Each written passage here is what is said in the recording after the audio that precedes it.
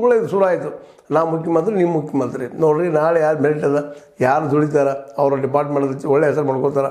ಇವತ್ತು PW office ಇದರಲ್ಲೂ ಇಲಾಖೆಯಲ್ಲೂ ಸಾಕಷ್ಟು ಭ್ರಷ್ಟಾಚಾರ ನಡೀತದೆ ಅಂತ ಹೇಳ್ತಾರೆ. ಅಂತೆಲ್ಲ ಕಂಟ್ರೋಲ್ ಮಾಡಿ ಸತೀಶ್ ಅವರು ಮತ್ತು ಬೃಹತ್ ನೀರಾವರಿಯಲ್ಲಿ ಸಾಕಷ್ಟು ಅಲ್ಲೂ ಲಂಚಗಳಿದ್ದಾವೆ, ಅಂಥದ್ದು ನಡೀತಾವೆ ಅಂತ ಆರೋಪಗಳಿದ್ದಾವೆ. ಅಲ್ಲಿಯೂ DK ಶಿವಕುಮಾರ್ ಒಳ್ಳೆ ಆಡಳಿತ ಕೊಟ್ಟು ಮತ್ತು ಇಡೀ ಕರ್ನಾಟಕ ಅದರಲ್ಲೂ ಕೃಷ್ಣ ಮೇಲ್ದಂಡೆ ಈಗಾಗಲೇ ಅದು ಮುಗಿಸ್ಬೇಕಾಗಿದೆ. ಆ ದಿಶೆಯಲ್ಲಿ ಹೆಚ್ಚು ದೊಡ್ಡ ಹೆಜ್ಜೆ ಇಟ್ಟ.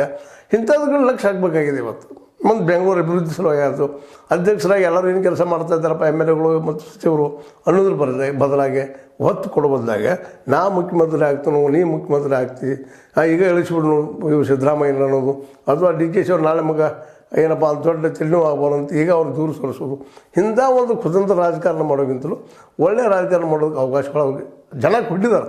ಯಾಕೆ 138 ಕ್ಷೇತ್ರಗಳನ್ನು ಗೆದ್ದು ಬಂದಂಥ MLAಗಳು ಇರೋ ಮುಂದೆ ಅವ್ರನ್ನೆಲ್ಲನೂ ಮುಂದೆ ಹೇಳ್ಕೊಂಡು ಒಳ್ಳೆ ಕೆಲಸ ಮಾಡೋದು ಯೋಗ್ಯ ಅಂತೇಳಿ, ಅದರಲ್ಲೂ ಕಾಂಗ್ರೆಸ್ ಇವತ್ತು ಏನೋ ರಾಹುಲ್ ಗಾಂಧಿಯವರ ಪರ್ಯಟನೆಯಿಂದ ಪಾದಯಾತ್ರೆಯಿಂದ ಒಂದು ಹಂತಕ್ಕೆ ಇವತ್ತು ವಿರೋಧ ಪಕ್ಷ ನಿಂತದ.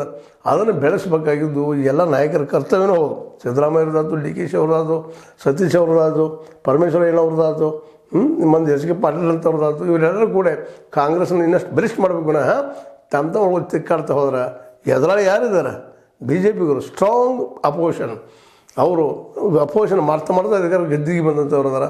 ಈಗ ನಿಮ್ಮ ಅಧಿಕಾರ ಕರ್ಸ್ಕೊಂಡ್ರು ಏನು ಆಶ್ಚರ್ಯ ಇಲ್ಲ ಅನ್ನೋದು ಎಲ್ಲರೂ ನೆನಪಿಟ್ಕೊಂಡು ಮುಂದಿನ ಹೆಜ್ಜೆ ಇಡೋದು ಒಳ್ಳೆಯದು ಅಂತ ಹೇಳ್ತಾ, ಇದು ನಿಮಗೆ ಲೈಕ್ ಆಗಿರ್ಬೋದು. ಲೈಕ್ ಮಾಡಿ, ಶೇರ್ ಮಾಡಿರಿ, ಕಮೆಂಟ್ ಮಾಡಿರಿ. ಜೊತೆಗೆ ಕಮೆಂಟ್ ಮಾಡೋ ಜೊತೆಗೆ ಸಬ್ಸ್ಕ್ರೈಬ್ ಆಗೋದು ನಿಲ್ಲಿಸ್ಲಿಕ್ಕೆ ಹೋಗ್ಬೇಡ್ರಿ.